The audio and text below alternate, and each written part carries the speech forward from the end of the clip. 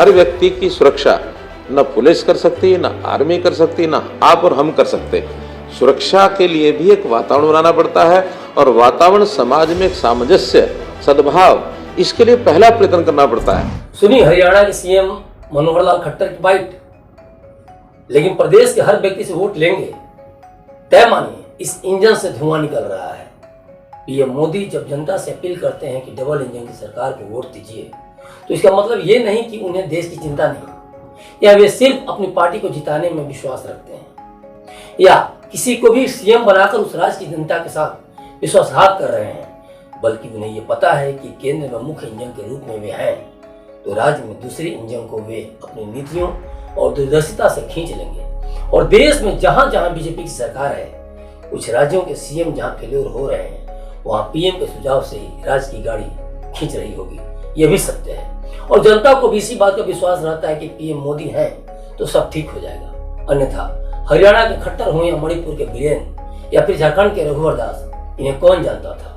यह सत्य है कि केंद्र का मोदी इंजन भारतीयों की गाड़ी बहुत शानदार खींच रहा है। हालांकि इस बात से भी इंकार नहीं किया जा सकता कि मणिपुर या हरियाणा जैसे राज्यों में दूसरे इंजन से धुआं निकल रहा है, उनका सिस्टम फेल हो चुका है। यही कारण है कि हरियाणा की जनता हो या देश की जनता, हरियाणा में हिंसा को रोकने के लिए यूपी के सीएम योगी बाबा के बुलडोजर मॉडल की मांग कर रही है।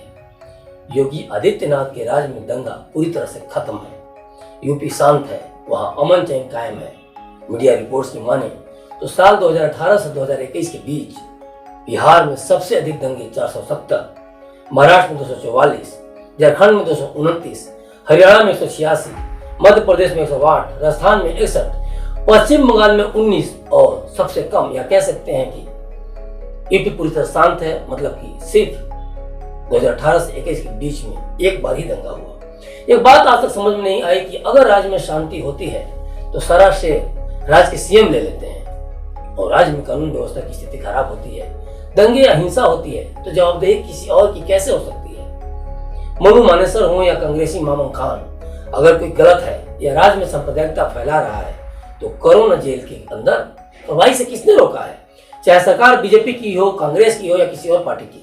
अगर राज्य में कुछ भी गलत होता है, जनता की जान जाती है, उसे गोली लगता है, तो सीएम या प्रशासन या पुलिस प्रशासन ही दोषी होगा। आप दूसरी पार्टी को गलत नहीं ठहरा सकते। सवाल ये उठता है कि अकेला मोदी आखिर किस किस से लड़े। मोदी से लड़ने के लिए भ्रष्टाचार खड़ा है, आतंक खड़ा है, मोदी की कुछ फेलियर राज्य सरकारों का सिस्टम खड़ा है, विपक्ष खड़ा है, और ऊपर से राज्य सरकारें केंद्र पर बोझ बनती जा रही हैं। सो अलग लुटियन जोन के कुछ एजेंडाधारी पत्रकार कुछ बीजेपी शासित राज्य सरकारों की नाकामियों का ठिकरा दिन रात पीएम मोदी का नाम ले लेकर उनके ऊपर फोड़ रहे हैं। और ये सब हो रहा है 2024 के चुनाव में विपक्ष का एजेंडा सेट करने को लेकर। जिस देश में पार्टियों की सोच से देशभक्ति तय होती है कि सत्ता पक्ष वाली पार्टी के शासन में भारत कितना तबाह हो रहा है, भारत कितना बर्बाद हो रहा है, उस देश में पार्टियों या नेताओं द्वारा चुनाव के दौरान जनता की सेवा करने की बड़ी बड़ी डिंगियां हाँकने का अंदाजा तो आप सहज ही लगा सकते हैं कि वे कौन सी देश सेवा के लिए सत्ता में आना चाहते हैं। भारत का दुर्भाग्य है कि यहाँ का विपक्ष हमेशा ही यह सिद्ध करने की कोशिश में लगा रहा कि पीएम मोदी और उनकी पार्टी मुसलमानों की विरोधी है। पीएम मोदी ने उस 3 तलाक को खत्म किया जिसमें 3 बार तलाक तलाक तलाक कह देने भर से पल दो पल में ही एक मुस्लिम महिला बच्चों को लेकर चौराहे पर खड़ी हो जाती थी। मोदी ने देश एक कानून की बात की। मोदी ने हद पर जाने से लेकर अल्पसंख्यकों की पढ़ाई और अन्य सुविधाओं की बात की, क्योंकि मोदी ने महसूस किया कि मुसलमानों का दशकों से शोषण हुआ और यही कारण रहा कि मुसलमानों को वे देश की मुख्य धारा में शामिल करने को लेकर हमेशा परेशान रहे। लेकिन दूसरी तरफ विपक्ष लगातार ये कोशिश करता रहा कि 3 तलाक, धारा 370 या यूसीसी जैसी बातों में मुसलमानों को बरगलाकर वे हमेशा मुसलमानों को देश की मुख्य धारा से काट कर रखे।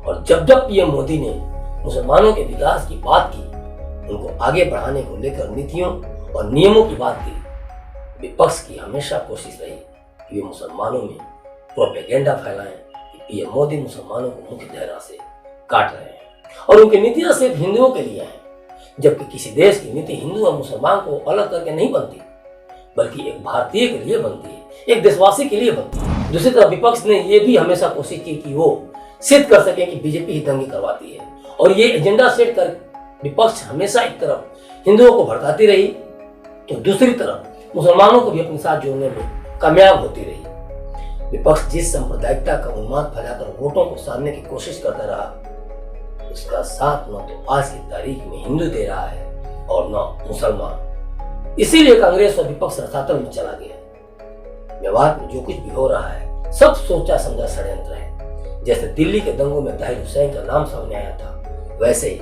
मेवात में कांग्रेस नेता मामन खान का नाम सामने आ रहा है। कहा जा रहा है कि मेवात में जो कुछ भी हुआ वो सब कांग्रेस नेता मामन खान के इशारों पर हुआ। गौर करने वाली बात है कि जिस हरियाणा में 75 साल से अमन चैन कायम है, राज्य में बीजेपी की सरकार है, केंद्र में बीजेपी की सरकार है, फिर इस दौर में भी ऐसे दंगे या हिंसा कौन फैला सकता है? ये बात समझना होगा कि न तो मोदी पूर्ण आरएसएस है और न ही पूर्ण बीजेपी। राज्य के सीएम कौन होंगे, कब तक बने रहेंगे वो राज्य के सीएम, इस पर सारा फैसला सिर्फ मोदी ही नहीं करते। मोदी एक अच्छे सीएम है, एक अच्छे पीएम है। मोदी को देश को आगे ले जाने की चिंता है, लेकिन इसका मतलब ये नहीं कि मणिपुर या हरियाणा में जो कुछ हुआ उसका दुख पीएम को नहीं है या पीएम को कुछ पता नहीं है और वे कुछ कर नहीं रहे, बल्कि विपक्ष इस बात का हवा क्रिएट कर रहा है कि बीजेपी अगर चुनाव जीतती है तो मोदी के नाम पर, और ये बात कांग्रेस सहित पूरे विपक्ष को पता है। यही कारण है कि वे हाथ धोकर मोदी के पीछे पड़े रहते हैं। उन्हें ये पता है कि अगर मोदी की पर्सनैलिटी पर वे दाग लगाने में, कलंक लगाने में कामयाब हो गए तो बाकी बीरेंद्र सिंह और खट्टर ही मिलेंगे बीजेपी में और फिर भारत में होगी घोटालों की सरकार। जरा क्रोस में जुड़िए मेरे साथ और पाइए आपके जहन में सुलगते सवालों के जवाब। शुक्रिया।